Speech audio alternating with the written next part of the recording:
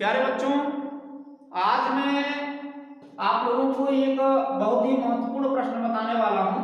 वो प्रश्न है शून्य, अर्थात जो जीरो है वो कैसी संख्या है।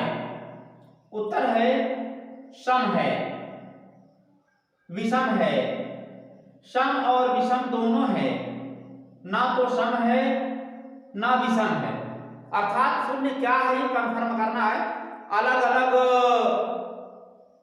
तरीके से इसको हम सॉल्व करेंगे और सिद्ध करेंगे कि शून्य सम है या विषम है।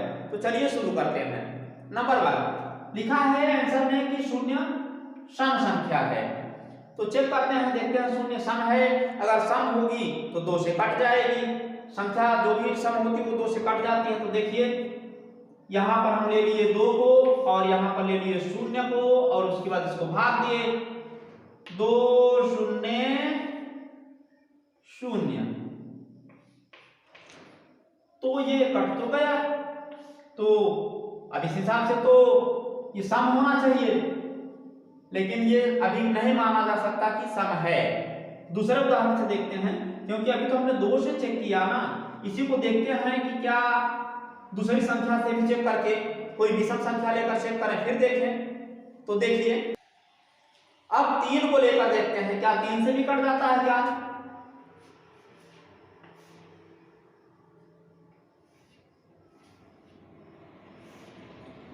3 0 0, ये 3 से भी तो कट गया। तो इसका मतलब क्या ये विषम है। विषम संख्या विषम से, सम संख्या सम से, इससे तो कंफर्म नहीं हो पा रहा है। अब या तो हम ये कहें कि ये सम और विषम दोनों है, क्योंकि सम से भी कट रही है विषम से भी कट रही है। ये भी क्लियर नहीं है। तो आइए हम आपको बताते हैं 2 सूत्र और उनके माध्यम से सिद्ध करते हैं कि शून्य सम है कि विषम है। देखिए अरिहंत और लुसेंट दोनों किताबों में एक सूत्र लिखा हुआ है, प्रथम n प्राकृतिक सम संख्या का योग। यानी प्रथम n संख्याएं ली जाए और वो सम संख्याएं ली जाए तो उनका योग n कोष्ठक में n धन 1 होता है। तो चलिए कुछ संख्याएं लेते हैं। जैसे मान लीजिए अब हमारा मामला 0 से है, फिर 0 को लेकर देखते हैं क्या आंसर देता है। 0 धन 2 धन 4 धन 6 धन 8। छोटी संख्या ले रहे हैं, हमें सिर्फ सूत्र को सिद्ध करना है। तो यहां पर कितनी संख्याएं हैं, 1 2 3 4 5, कुल 5 संख्याएं हैं। अर्थात क्या बनेगा, n बराबर 5, n बराबर 5 आता है। हाँ, तो इस सूत्र के हिसाब से इनका योग जो है इसमें रखते हैं, n के लिए रखेंगे 5 और गुणे इस n और 1 को मिलाकर 6 बनाना है। तो 6 इस प्रकार से बनेगा 6 पंचे 30। ये सूत्र से 30 आ रहा है। देखते हैं क्या सही में 30 आता है कि नहीं आता। 8 6 14 14 4 18 18 2 20 और 0, तो 20 हुआ। जोड़ने से 20 आ रहा है, सूत्र से 30 आ रहा है। इसका मतलब है कि 0 सम संख्या में नहीं आएगा। अगर 0 को काट दिया जाए, 0 को सम संख्या में न लिया जाए, तब देखिए n बराबर ये 5 नहीं होगा। तब n बराबर कितना आएगा, 1 2 3 4। n बराबर तब 4 हो जाएगा। तो 4 के हिसाब से 1 2 3 4। अब हम इस सूत्र के हिसाब से रखेंगे 4, यहां गुणा है इस जगह पे, तो गुणा और ये 4 और धन 1 बराबर 5, ये 5 लिखे। और अब हम देखते हैं 4 पंचे 20। तो ये देखिए आपका सही है, क्योंकि 8 6 14 4, 18 2 20, ये सही है। जीरो सम में नहीं गिनती करवाया आपने।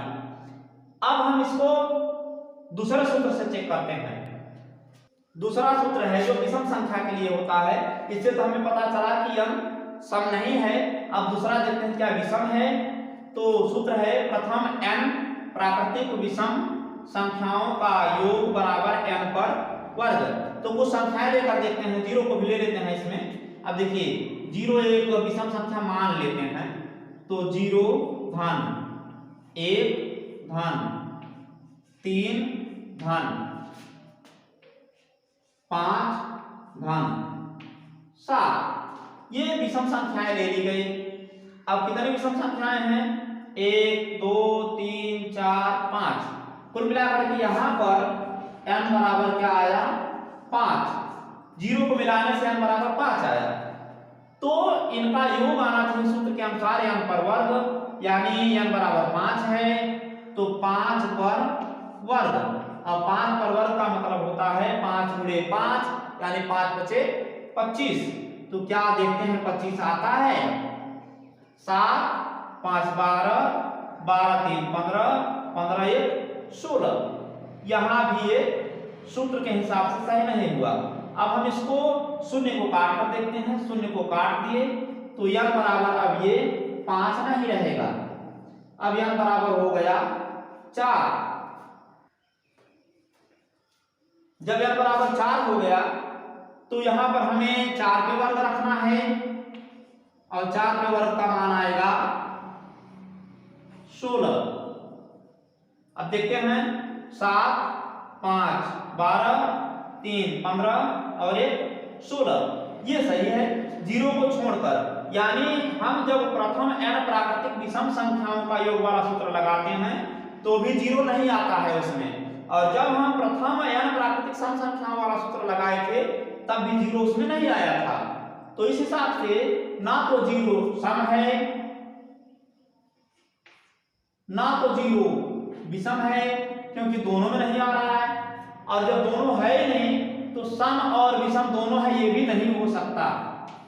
तो फिर क्या है? जीरो अर्थात शून्य ना तो सम है ना विषम है, ना तो सम है ना विषम है। यह सूत्र अरिहंत की किताब में और लुसेंट की किताब में दोनों में ही संख्या पद्धति में दिया गया है। तो आशा करता हूं ये अच्छे से समझ में आया होगा। आप लोग वीडियो को ज्यादा से ज्यादा लाइक करें, शेयर करें, जिससे अधिक से अधिक बच्चों को लाभ मिल सके।